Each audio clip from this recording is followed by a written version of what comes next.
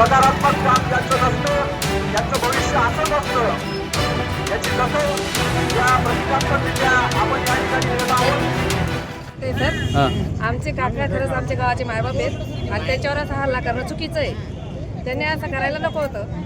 मग आम्ही त्यामुळे त्यांचा निषेध करतो. आमच्या गावाची शान आहे, आमच्या गावाची नाक आहे काका आणि त्यांच्यावर असा प्राणघातक हल्ला केला म्हणून आमच्या गावातले लोक. उमेश शिंदे. आज काल एका कार्यक्रमामध्ये गोताने येथे साखरपुडा होता व त्या ठिकाणी जे काही तीन चार लोक होते त्यांनी पाडत ठेवून आमच्या नेत्यांवर काल जो भ्याड हल्ला केला त्या भ्याड हल्ल्याच्या निषेधार्थ आज कुसुंबा गावातील छोटे मोठे व्यावसायिक असतील, नागरिक असतील, यांच्या मनात एक तीव्र भावना निर्माण झाली व त्यांनी सांगितलं की आपण कडकडीत बंद ठेवूया व सकाळी त्याच्या निषेधार्थ एक मोर्चा काढून आपण त्यांचा निषेध नोंदवूया. खऱ्या अर्थाने जो हल्ला करणारा व्यक्ती आहे हा एक मनोरुग्ण आहे.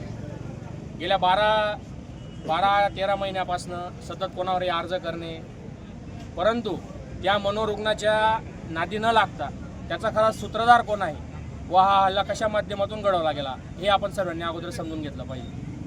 गेल्या 5 वर्षामध्ये अनेक जिल्हा परिषदच्या माध्यमातून त्यांच्या त्या प्रकाराचा गैरवापर करून व त्या पदाच्या माध्यमातून अनेक प्रकारचे घोटाळे, भूखंड हडपणे, 3 लाखाचा मोबदला 1 करोड रुपयाला कोर्टाची फसवणूक करणे, या माध्यमातून ज्या व्यक्तीने केलं तो खरा सूत्रधार कोण आहे हे शोधणं आज खऱ्या अर्थाने महत्त्वाचं आहे.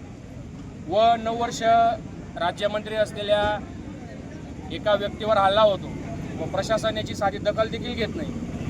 हे या घटनेच्या दृष्टीतून अतिशय निषेध नोंदवण्यासारखं आहे. या निषेध नोंदवण्यासाठी आज कुसुंबा गावातील प्रत्येक समाज घटकातील तरुण बांधव असेल, ज्येष्ठ श्रेष्ठ, त्याच्यानंतर महिला असतील, हे या ठिकाणी जमलेले आहेत. हे सर्वांनी आपण या ठिकाणी बघितलेलं आहे. जर प्रशासनाने योग्य ती दखल यावेळेस घेतली नाही तर या देखीलही तीव्र भावना येणाऱ्या काळात उमटतील हे या निमित्ताने आम्ही नमूद करू इच्छितो.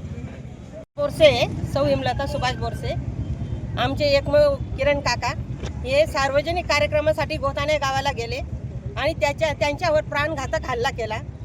या प्राणघातक हल्ला करणाऱ्यांना आमच्या ताब्यात द्या.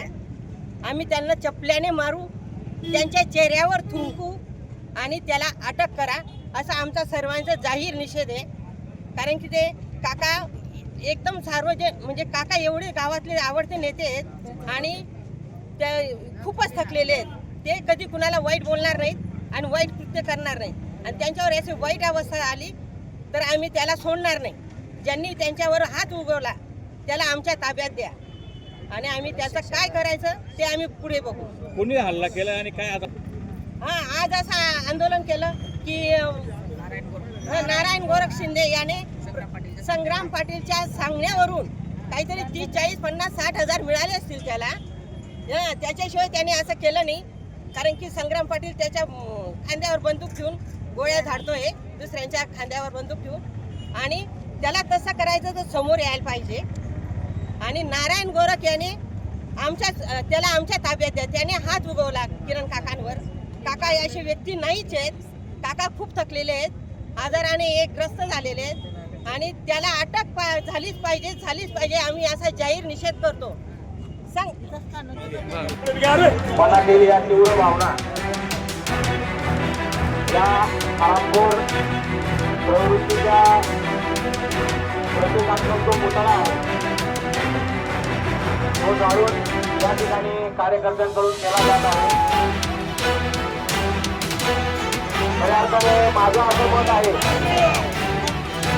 की याला हा व्यक्ती जबाबदार नसून या विचारांना दुर्लक्ष आहे. आतापर्यंतचा कार्यक्रम हा संविधान